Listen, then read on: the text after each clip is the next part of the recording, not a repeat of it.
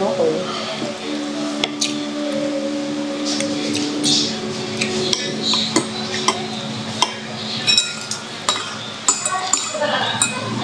Okay. Itong pinakbet. Ba't pinakbet yung dating sa akin? Ano yung lasa mo? Parang spices.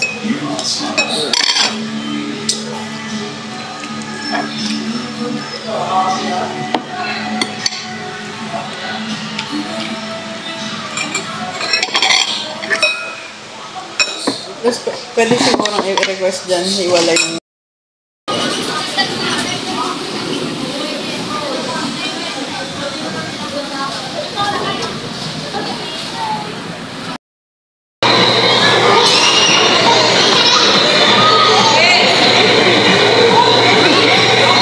Lalaro. Punta kami dito. Inamoy niya to eh. Ha? Bibi?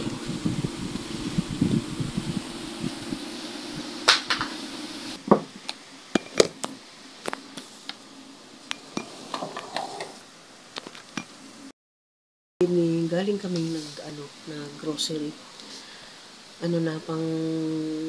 Pang konsumo namin at pang sa New Year yung iba. Kaya ayun, nag-groceries kami. Nakabit na ako ng Happy New Year. Ayun. May mali ito dito. Ano ko ulit. Ayusin ko. Happy New Year. Naglagay na ako ng Happy New Year. Yan, nagamit namin. Last year yan eh. Gamit namin last year. Kasi last year may bisita kami.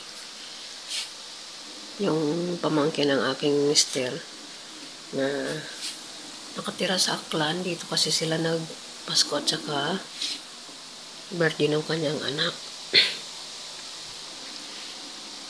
Tapos, pero hindi sila dito nag-New Year kasi sa sila nag-New Year sa isa nilang auntie naman sa side ng nanay. Ayan, kaya last year bumili rin ako niyan. Happy New Year. Yung kabila naman ng Merry Christmas. Ayan. Evening, galing po kami nag-alwa ng anak ko. Nag-groceries kami para sa pangkonsumo na namin hanggang makasweldo ulit sa January. At saka pang namin sa bagong taon. Lang naman, binili namin sa bagong taon eh. Parang dalawang lang yun kasi meron na kami dito pang sa bagong taon niya. Mag carbonara. Tsaka potato So bumili na ng potato ngayon. Galing po kami ngayon sa groceries. Nag-groceries kami at saka ayun, hanggang January na, hanggang sa next sahod. Nag-grocery na ng pangangailangan namin. Tsaka meron kaming Christmas, parang year-end party namin dito sa December 30. Meron kami dito. Sa party namin kinuha namin ay rice. 3 kilos yung aming share sa party. Rice ang kinuha ko para sasaingin na lang. Wala nang maraming potatoes. Kaya rice lang. So 3 kilos yung yung ambag namin sa aming year-end party dito sa compound. Wala lang kaming Christmas, wala lang kaming exchange gift. Yung kain lang.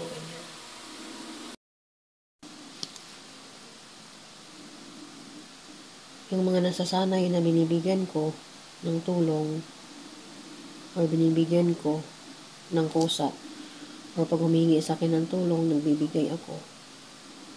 Sa ngayon po ay wala na po akong maibibigay talaga. Ayan.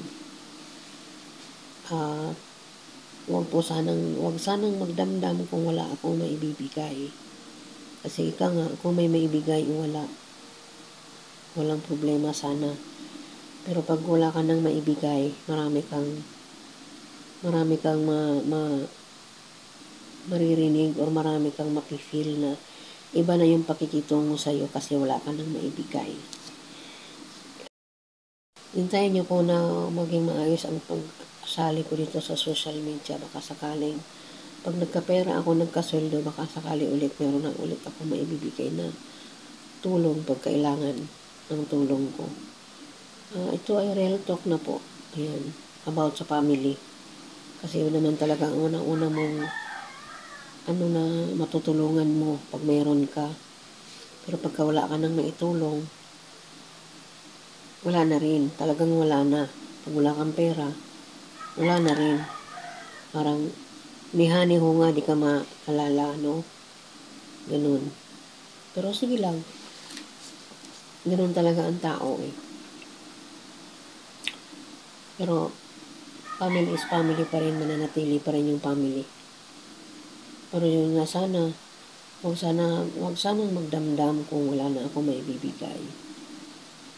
Kung mayroong manghihingi sa akin tapos wala na ako maibibigay kasi wala naman talaga ako maibibigay na. Kasi ayaw ko naman na hihingi ako ng pera sa anak ko, sa pinaghirapan ng anak ko, tapos ipamimigay ko din. Ayaw ko nang ganun.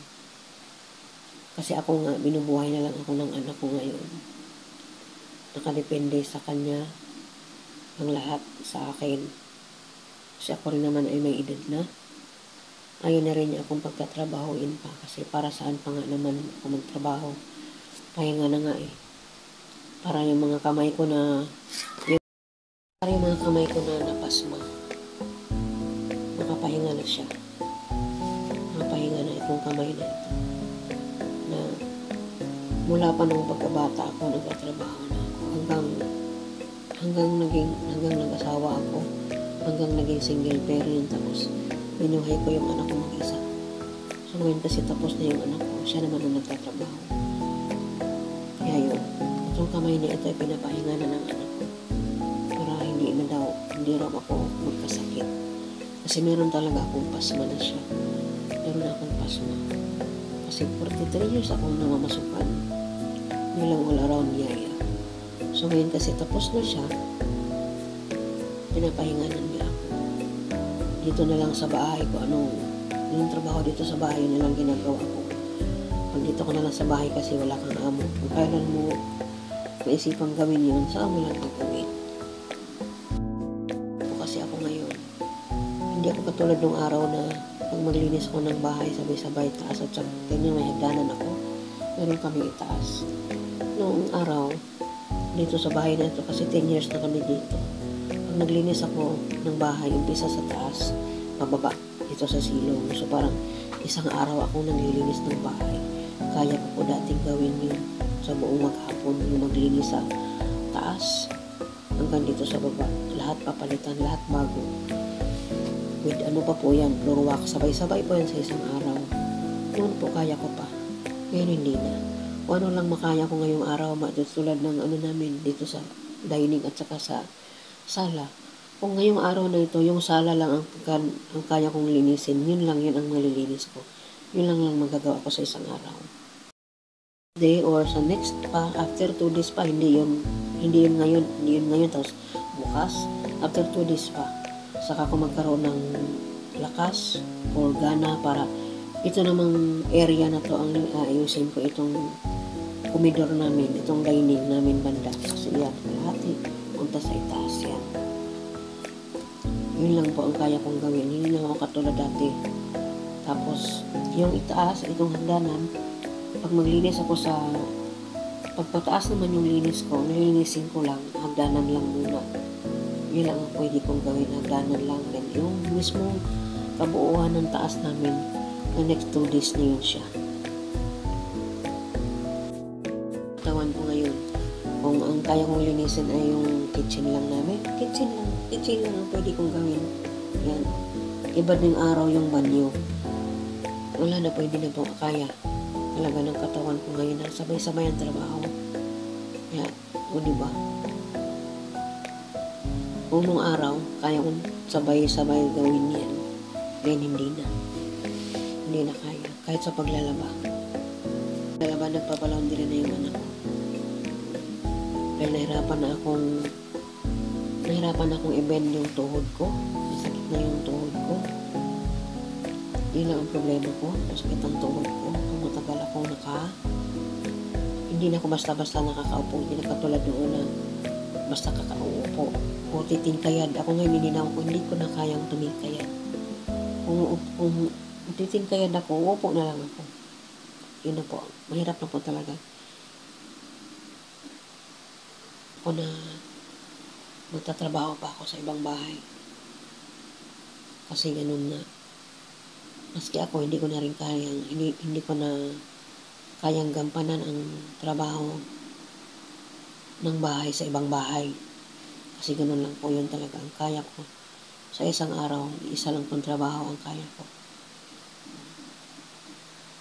Kaya nabawas na po ngayon pati paglalaba. Kahit mayroon kaming washing, yun washing yan. Noon, nung malakas ako, yan ang ginagamit ko. Kasi, nung hindi pa kami nagpapawashing. Nung ang anak ko ay estudyante pa lang. Tsaka kasi nagpawashing lang kami. Nito lang, start lang nitong year na to. Kami nagpapawashing. Pero noon, itong gamit ko. Matagal na yung washing na yun. Third year college pa yung anak ko. Yan. Matagal pa siya. Alaga ko kasi siya. Diyan ko talaga siya nilalagay. Tapos meron siyang sapin. Malinis ang loob bago ipasok dito. Wala na. Tuyo na siya. Ganun ko po alagaan ng washing machine. Ayun, tingin nyo naman, third year college pa yung anak ko binili. Ano yung anak ko ngayon? 26 years old na. May trabaho na siya. Noon, nagwawashing talaga ako. Nagwawashing pa ako noon, naglalaba pa ako. 2 beses sa isang linggo. Kasi pag full week ako, bago maglaba, sobrang dami naman. So, parang 2 times a week ako maglaba dati. Magpawashing. Ayun na yun. So, tigil na ako sa paglalaba. Ang nilalaban ko na lang po ay yung maliliit na mga ginagamit. Maliliit lang. Yun yung winawashing ko dyan. Winawashing ko dyan. Hindi na pwede kasi kung magkusot ako kahit na maliit lang, kukusitin ko. Pero tagal-tagal ka ng pagbabad sa tubig. Naninigas yung kamay ko. Naninigas siya na manihin. Wala nang pakiramdam. So, hindi ka naganahan magtrabaho o maglaba kasi ang kamay mo ay wala nang pakiramdam. Ganun po. Kaya, pahinga na po ako sa trabaho. Kaya hindi na ako kumikita ng trabaho sa ibang bahay. Kaya dito na po sa sarili ng naming bahay nagtatrabaho. Sarili mo na mo. Kung kailan ka gustong gumalaw. Basta pagkagising sa umaga, pag nasikaso ko na yung anak, tapos nakapasok na sa opisina, wala na akong ibang intindihin.